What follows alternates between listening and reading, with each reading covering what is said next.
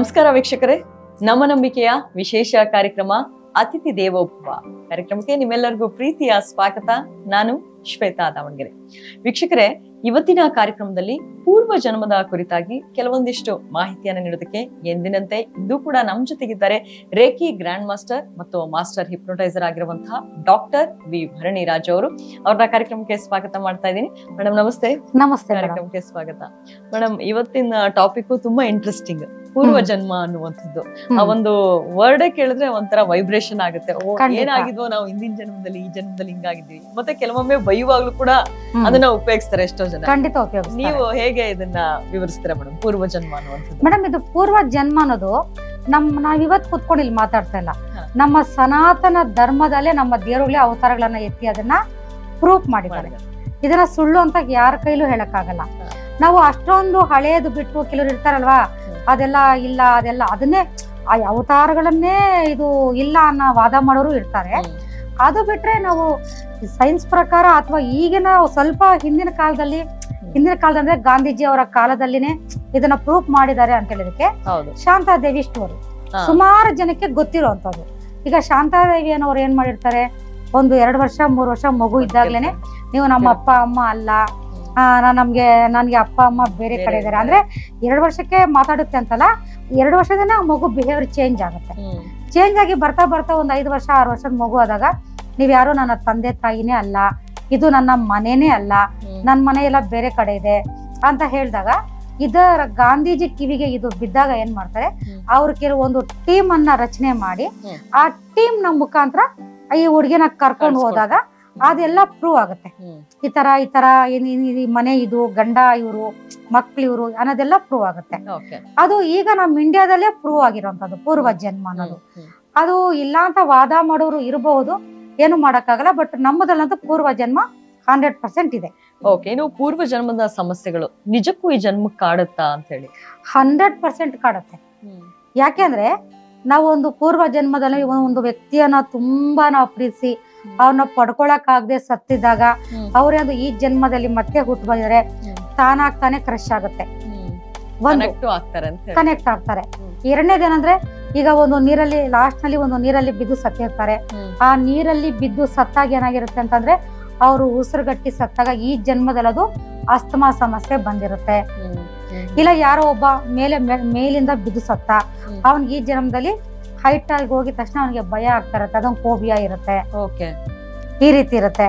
ಅಂದ್ರೆ ಇಲ್ಲ ಹೋದ ಜನ್ಮದಲ್ಲಿ ಸ್ಟ್ರೋಕ್ ಹೊಡೆದು ಒಂದು ಸ್ವಲ್ಪ ದಿನ ಬೆಡ್ ಮೇಲೆ ಇದ್ದು ಸತ್ತಾಗಿ ಈ ಜನ್ಮದಲ್ಲಿ ಹ್ಯಾಂಡಿಕ್ಯಾಪ್ಟ್ ಆಗಿ ಹುಟ್ಟಿರುವಂತದ್ದು ಬೇಕಾದಷ್ಟು ನಾನ್ ನೋಡಿದೀನಿ. ಯಾಕೆ ಆತರ ಆಗುತ್ತೆ ಅಂದ್ರೆ, ನಮ್ಮ ಸಬ್ ಕಾನ್ಶಿಯಸ್ ಮೈಂಡ್ ಆ ಸಾಯುವಂತಹ ಒಂದು ಘಟನೆಯನ್ನ ತುಂಬಾ ಆಳವಾಗಿ ಅಬ್ಸರ್ವ್ ಮಾಡ್ಕೊಂಡಿರುತ್ತೆ. ಈಗ ನಮ್ಮ ಮೈಂಡ್ ಒಂದು ಮೆಮೊರಿ ಕಾರ್ಡ್ ಇದ್ದಂಗೆ ಆಳವಾಗಿ ಅದನ್ನ ಇಟ್ಕೊಂಡಿರುತ್ತೆ. ಅದೇನಾಗುತ್ತೆ, ಮತ್ತೆ ನಾವು ಜನ್ಮವನ್ನ ಇದ್ದಾಗದಂತೆ ಅದು ರೀಕಾಲ್ ಮಾಡ್ಕೊಳುತ್ತೆ. ಅದು ನೆನಪುಗಳಾಗಿರ್ಬೋದು, ಕಾಯಿಲೆ ಆಗಿರ್ಬೋದು, ಭಾವನೆಗಳಾಗಿರ್ಬೋದು, ಗುಣಗಳಾಗಿರ್ಬೋದು, ಎಲ್ಲವನ್ನ ಅದು ರೀಕಾಲ್ ಮಾಡ್ಕೊಳ್ತಾ ಇರುತ್ತೆ. ನಾವಂತೀರ ಹೋದ ಜನ್ಮದಲ್ಲಿ ನಂಗೆ ಯಾವ ಶತ್ರುವಾಗಿದೆ, ನಂಗೆ ಈ ಕಾಟ ಕೊಡ್ತೀಯ ಅಂತೀವಿ, ಅಥವಾ ಯಾವ ಜನ್ಮದ ಬಂಧುವಪ್ಪ ನೀನು ನಂಗೆ ಇಷ್ಟ ಹೆಲ್ಪ್ ಮಾಡಿದೆ ಅಂತೀವಿ, ನಾವೇ ಅನ್ಕೊಳ್ತಾ ಇರ್ತೀವಿ. ಆ ರೀತಿ ಇನ್ನು ಈ ನಮ್ಮ ಮೈಂಡ್ ಅನ್ನುವಂಥದ್ದು ಏನಿದೆ, ಇದು ಪೂರ್ವ ಜನ್ಮವನ್ನ ನೆನ್ಪಿಸ್ಕೊಳ್ಳುತ್ತಾ ಅಥವಾ ಹೇಗೆ ಒಂದ್ ಸಮಸ್ಯೆ ಆದ್ರೆ ಅದನ್ನ ರೀಕಾಲ್ ಮಾಡ್ಕೊಳ್ಳೋದಕ್ಕೆ ಟ್ರೈ ಮಾಡುತ್ತೆ ಅಂತ ಹೇಳಿ? ಅಂದ್ರೆ ಮ್ಯಾಮ್, ಇದು ಎಲ್ಲಾ ಟೈಮಲ್ಲೂ ನೆನ್ಸ್ಕೊಳ್ಳುತ್ತೆ ಅಂತ ಅಲ್ಲ. ಯಾವ್ದು ಇಂಪಾರ್ಟೆಂಟ್ ಇರುತ್ತೋ ಅದನ್ನ ನೆನ್ಸ್ಕೊಂತಾ ಇರುತ್ತೆ. ಅಂದ್ರೆ ಆ ಜನ್ಮದಲ್ಲಿ ತುಂಬಾ ಏನು ಹರ್ಟ್ ಆಗಿತ್ತು, ಅಥವಾ ಆ ಜನ್ಮದಲ್ಲಿ ಏನು ತುಂಬಾ ಖುಷಿ ಆಗಿತ್ತು, ಅಥವಾ ಆ ಜನ್ಮದಲ್ಲಿ ಸಾಯ್ಬೇಕಾದ್ರೆ ಏನು ಕಷ್ಟಪಟ್ಟು ಸತ್ರು, ಅದನ್ನ ರೀಕಾಲ್ ಮಾಡ್ಕೊಂತಾರೆ. ಈಗ ನಾವೇ ಆಗ್ಲಿ ನೋಡಿ, ಈಗ ಚಿಕ್ಕವರಿಂದ ನಮ್ಮ ಜೀವನದಲ್ಲಿ ಬೇಕಾದಷ್ಟು ಘಟನೆಗಳು ನಡೆದೋಗಿದೆ. ನಾವೆಲ್ಲ ನೆನ್ಪಿಟ್ಕೊಂಡಿದೀವ? ಇಲ್ಲ. ನಾವ್ ಒಂದು ಒಳ್ಳೆ ಫ್ರೆಂಡ್ನ ನೆನ್ಪಿಟ್ಕೊಂಡಿದೀವಿ, ಇಲ್ಲ ಒಂದು ತುಂಬಾ ಭಯ ಪಟ್ಟಿದ್ನ ನೆನ್ಪಿಟ್ಕೊಂಡಿದೀವಿ, ಇಲ್ಲ ಒಂದ್ ಕಡೆ ಬಿದ್ದಿರೋದನ್ನ ನೆನ್ಪಿಟ್ಕೊಂಡಿದೀವಿ. ನಾವು ಸಹ ಅಷ್ಟೇ ಎಲ್ಲ ನೆನ್ಪಿಟ್ಕೊಂಡಿಲ್ವಲ್ಲ. ನಾವೇನ್ ಮಾಡ್ತೀವಿ, ಯಾವ್ದನ್ನ ಬೇಕು ಅಂದ್ರೆ ನಮ್ಮ ಮೈಂಡು ಯಾವ್ದು ಇಷ್ಟಪಟ್ಟು ಅದು ಸೀರಿಯಸ್ ಅಂತಾನೋ, ಖುಷಿ ಅಂತಾನೋ, ನೋವಂತಾನೋ ಅನ್ಕೊಳುತ್ತೋ ಅದನ್ನ ಅದು ಸ್ಟೋರ್ ಮಾಡಿ ಇಟ್ಕೊಂಡಿರುತ್ತೆ. ಅದನ್ನ ಅದು ರಿಕಾಲ್ ಮಾಡ್ಕೊಳ್ತಾ ಇರುತ್ತೆ. ಓಕೆ, ಯಾವ್ದಾದ್ರು ಕೇಸ್ ಬಗ್ಗೆ ಹೇಳ್ಬೋದಾ ಮೇಡಮ್, ನಿಮ್ಮ ಒಂದು ರೇಖಿ ಹಿಪ್ನೋಟಿಸಂ ಮೂಲಕ ಗುಣಪಡಿಸಿರೋದು? ಈಗ ನಾವು ಆ ರೀತಿ ಹೇಳ್ಬೇಕಾದ್ರೆ ಬೇಕಾದಷ್ಟು ಕೇಸ್ ಇದೆ ಮೇಡಮ್, 1-2 ಅಲ್ಲ, ಬೇಕಾದಷ್ಟಿದೆ. ಇದ್ರಲ್ಲಿ ನಮ್ಮ ಗಮನವನ್ನ ಕೊಡೋದು. ನಾನು ತುಂಬಾ ಎಪಿಸೋಡ್ ಅಲ್ಲಿ ನಾನು ಇದನ್ನೇ ಹೇಳ್ತಾ ಇರ್ತೀನಿ, ಯಾಕೆಂದ್ರೆ ಇದು ನನಗೆ ತುಂಬಾ ತುಂಬಾ ತುಂಬಾ ಇಂಪಾರ್ಟೆಂಟ್ ಆಗಿರುವಂತ ಒಂದು ಚಾಲೆಂಜಿಂಗ್ ಕೇಸ್ ಇತ್ತು. ಇದು ಬಂದು ಅಮೆರಿಕದಲ್ಲಿ ಒಂದು ಮಗು, ಆ ಮಗುಗೆ ಹೆಣ್ಣು ಮಗು, ಒಂದು 4 ವರ್ಷದ ಹೆಣ್ಣು ಮಗು. 4 ವರ್ಷದ ಹೆಣ್ಣು ಮಗು ಆಗಿದ್ದಾಗ ಅದು ನಡೆಯೋದಿಲ್ಲ, ಕದ್ಲೋದಿಲ್ಲ, ಮಲಗಿರೋ ಜಾಗದಲ್ಲಿ ಇರುವಂತಹ ಮಗು. ಅಲ್ಲಿ ಅಮೆರಿಕದಲ್ಲಿ ಅವರು ತುಂಬಾ ಟ್ರೀಟ್ಮೆಂಟ್ ಅನ್ನ ಕೊಡಿಸಿದ್ದಾರೆ, ಎಲ್ಲ ಮಾಡಿದ್ದಾರೆ. ಬಟ್ ಆ ಮಗುಗೆ ಅದು ಕ್ಲಿಯರ್ ಆಗಿಲ್ಲ. ಅವರ ತಾತ ಮತ್ತೆ ಸೋದರ ಮಾವ ಎಲೆಕ್ಟ್ರಾನಿಕ್ ಸಿಟಿಯಿಂದ ನಮ್ಮ ಹತ್ರ ಬಂದಿದ್ರು. ಜಸ್ಟ್ ಮಗುವಿನ ಒಂದು ಫೋಟೋ ತಗೊಂಡು ನಮ್ಮ ಹತ್ರ ಬಂದಿದ್ರು. ಇದು ಸುಮಾರು ಅಂತಂದ್ರೆ ಒಂದು 12 ವರ್ಷಗಳ ಹಿಂದಿನ ಮಾತಿದು. ಯಾಕಂದ್ರೆ ಅದು ತುಂಬಾ ನಮ್ಗೆ ಮೈಂಡ್ ಅಲ್ಲಿ ಇದೆ. ಯಾಕಂದ್ರೆ ಆಗ ನಮ್ಗೆ ಇದು ತುಂಬಾ ಗ್ರೇಟ್ ಅನ್ಕೋಬಹುದು. ಯಾಕೆಂದ್ರೆ ಅಮೆರಿಕ ಅವಾಗ ಎಲ್ಲಿ ನಮ್ ಇಂಡಿಯಾದಲ್ಲಿ ಇವ್ರು ಬಂದು ನಮ್ಮ ಹತ್ರ ಇದ್ ಮಾಡಿದ್ರು. ಆಗ ದೇವರ ದಯೆಯಿಂದ ಅವರು ಮಾವ ಅಂದ್ರೆ ಮಗುವಿನ ಸೋದರ ಮಾವ ಟ್ರಾನ್ಸ್ ಹೋದ್ರು. ಆ ಮಗುವಿನ ಮಾವ ಟ್ರಾನ್ಸ್ ಹೋದಾಗ ಒಂದು ಪೂರ್ವ ಜನ್ಮವನ್ನ ತಲುಪಿದ್ರು ಅವರು. ನಾವು ಸಜೆಷನ್ ಕೊಟ್ಟು ಕಳ್ಸಿದ್ವಿ, ಈ ಮಗು ಈ ತರ ಹ್ಯಾಂಡಿಕ್ಯಾಪ್ಟ್ ಆಗೋದಕ್ಕೆ ಕಾರಣ ಇರೋದು ಪೂರ್ವ ಜನ್ಮ ಇತ್ತ ಅಂತ ನಾವೊಂದು ಒಂದು ಸಜೆಷನ್ ಅನ್ನ ಕೊಟ್ಟು ಮೈಂಡ್ಗೆ ಕಳ್ಸಿದ್ವಿ. ಅದು ಹೋದಾಗ ಏನಾಗಿತ್ತಂದ್ರೆ ಆ ಮಗು ಹೋದ ಜನ್ಮದಲ್ಲಿ ಒಂದು ವ್ಯಕ್ತಿ ಗಂಡ್ಸಾಗಿರ್ತಾರೆ, ಅವರು ಸುಮಾರು ಸ್ಟ್ರೋಕ್ ಹೊಡೆದು 10 ವರ್ಷ ಬೆಡ್ ಮೇಲೆ ಇರ್ತಾರೆ. 10 ವರ್ಷ ಬೆಡ್ ಮೇಲೆ ಇರ್ತಾರೆ. ಬೆಡ್ ಮೇಲೆ ಇದ್ದಾದ್ಮೇಲೆ ಆಮೇಲೆ ತೀರ್ಕೊಂಡಾಗ ದೊಡ್ಡ ಮಗಳು ಏನ್ ಮಾಡ್ತಾಳೆ ಅಂತಂದ್ರೆ, ಮದ್ವೆ ಏನು ಮಾಡ್ಕೊಳ್ದಿರ ಅವ್ರ ಅಪ್ಪನ ಸೇವೆನೇ ಮಾಡ್ಕೊಂಡಿದ್ದೋಗಿರ್ತಾಳೆ. ಆ ಮಗಳು ಇವಾಗ ತಾಯಿಯಾಗಿ ಹುಟ್ಟಿದ್ದಾರೆ. ಆ ಸತ್ತೋದಲ್ಲ ತಂದೆ, ಅದು ಇವ್ರ ಹೊಟ್ಟೆಲಿ ಮಗುವಾಗಿ ಹುಟ್ಟಿದೆ, ಬಟ್ ಹ್ಯಾಂಡಿಕ್ಯಾಪ್ಟ್ ಆಗಿ ಹುಟ್ಟಿದೆ ಮಗು. ಇದು ಒಂದು ಯಾರು ನಂಬ್ಲಿ ಬಿಡ್ಬೇಡಿ, ನನ್ನ ಅನುಭವ ನಾನು ಹೇಳ್ತಾ ಇದ್ದೀನಿ. ರೀಸೆಂಟ್ ಆಗಿ 1-2 ವರ್ಷಗಳ ಹಿಂದೆ ರೀಸೆಂಟ್ ಆಗಿ ಹೇಳ್ಬೇಕಂದ್ರೆ, ಒಂದು ತಂದೆ ಸ್ಟ್ರೋಕ್ ಹೊಡೆದು ಸ್ವಲ್ಪ ದಿನ ತಂದೆ ಸತ್ತೋಗಿರ್ತಾರೆ. ಸತ್ತೋದ್ಮೇಲೆ ಇವರು ಪ್ರೆಗ್ನೆಂಟ್ ಆಗಿ ಮಗು ಆಗುತ್ತೆ. ಮಗು ಆದಾಗ ಗಂಡು ಮಗು ಆಗುತ್ತೆ. ಸೇಮ್ ಸತ್ತೋಗಿರುವಂತಹ ಅವರ ತಂದೆನೆ ಇವ್ರ ಹೊಟ್ಟೆಲಿ ಮಗುವಾಗಿ ಹುಟ್ಟು ಬಂದಿದ್ದಾರೆ, ಬಟ್ ಹ್ಯಾಂಡಿಕ್ಯಾಪ್. ಯಾಕೆಂದ್ರೆ ಇವರು ಸಾಯ್ಬೇಕಾದ್ರೆ ಹ್ಯಾಂಡಿಕ್ಯಾಪ್ಟ್ ಆಗಿ ಸತ್ರಲ್ವಾ, ಹ್ಯಾಂಡಿಕ್ಯಾಪ್ಟ್ ಆಗಿ ಸತ್ರಲ್ವಾ. ಅದೇನ್ ಮಾಡ್ತಾರೆ, ಆ ಸಬ್ಕಾನ್ಶಿಯಸ್ ಮೈಂಡ್ ಅದನ್ನ ತುಂಬಾ ಅಬ್ಸರ್ವ್ ಮಾಡ್ಕೊಂಡಿರುತ್ತೆ. ಅಬ್ಸರ್ವ್ ಮಾಡ್ಕೊಂಡಿದ್ದಾಗ ಏನಾಗುತ್ತೆ ಅಂದ್ರೆ, ಅದೇ ಮೈಂಡ್ ಅಲ್ಲಿ ಅದೇ ಅಂಗಾಂಗಗಳ ವೈಫಲ್ಯತೆಯಿಂದ ಈ ಮಗು ಹುಟ್ಟಿರುತ್ತೆ. ಇದು ರೀಸೆಂಟ್ ಆಗಿ ಬಂದಿರುವಂತದ್ದು, ಎಲ್ಲ ಒನ್ ಇಯರ್ ಬ್ಯಾಕ್ ಬಂದಿರುವಂತದ್ದು. ಅದು ಬಂದು ಒಂದು 12 ವರ್ಷಗಳ ಹಿಂದೆ ಬಂದಿರುವಂತದ್ದು. ಇವೆರಡಕ್ಕೂ ಸಹ ರಿಸಲ್ಟ್ ಅನ್ನ ಕೊಟ್ಟಿದೀವಿ ನಾವು. ಎರಡಕ್ಕೂ ರಿಸಲ್ಟ್ ಅದು ರೇಖಿ ಹಿಪ್ನೋಟೈಸ್ ಅಲ್ಲೇ, ಬೇರೆ ಹೊಸದಾಗ ಅಂತ ಇಲ್ಲ, ರೇಖಿ ಹಿಪ್ನೋಟೈಸ್ ಅಲ್ಲೇ ನಾವು ಟ್ರೀಟ್ಮೆಂಟ್ ಅನ್ನ ಕೊಟ್ಟಿದೀವಿ.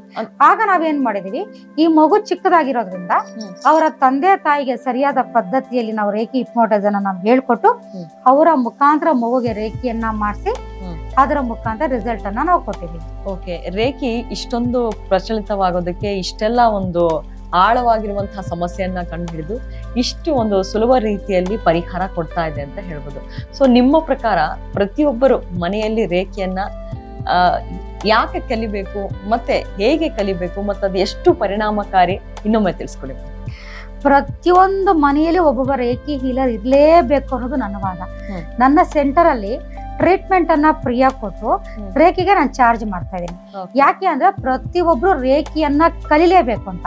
ರೇಖಿ ಕಲಿಯೋದ್ರಿಂದ ಉಪಯೋಗಗಳೇನು ಅಂದ್ರೆ, ಗಂಡ ಹೆಂಡತಿ ಸಮಸ್ಯೆ ಕ್ಲಿಯರ್ ಮಾಡ್ಕೋಬಹುದು, ಮಕ್ಳೇನ್ ತಪ್ಪು ಮಾಡ್ತಾ ಇದ್ರೆ ಮಕ್ಕಳನ್ನ ತಿದ್ಕೋಬಹುದು, ಇಲ್ಲ ಮಕ್ಳು ಚೆನ್ನಾಗಿ ಓದ್ತಾ ಇಲ್ಲ ಅಂದ್ರೆ ಅವ್ರನ್ನ ಚೇಂಜ್ ಮಾಡ್ಕೋಬಹುದು, ಇಲ್ಲ ಗಂಡನೋ ಹೆಂಡತಿನೋ ಸರಿ ಇಲ್ಲ, ಕ್ಯಾರೆಕ್ಟರ್ ಸರಿ ಇಲ್ಲ ಅಂದಾಗ ಅದನ್ನ ತಿದ್ಕೋಬಹುದು, ಇಲ್ಲ ಅವ್ರ ಮನೆಯಲ್ಲಿ ಒಂದು ಯಾರಿಗೋ ದೊಡ್ಡ ದೊಡ್ಡ ಕಾಯಿಲೆ ಬಂತು ಕ್ಲಿಯರ್ ಮಾಡ್ಕೋಬಹುದು, ಮತ್ತೇನಾದ್ರೂ ಒಂದು ವಸ್ತು ತೆಗಿಬೇಕು, ಜೀವನದಲ್ಲಿ ಇಂಪ್ರೂವ್ಮೆಂಟ್ ಆಗ್ಬೇಕಂದ್ರೆ ಮಾಡ್ಕೋಬಹುದು.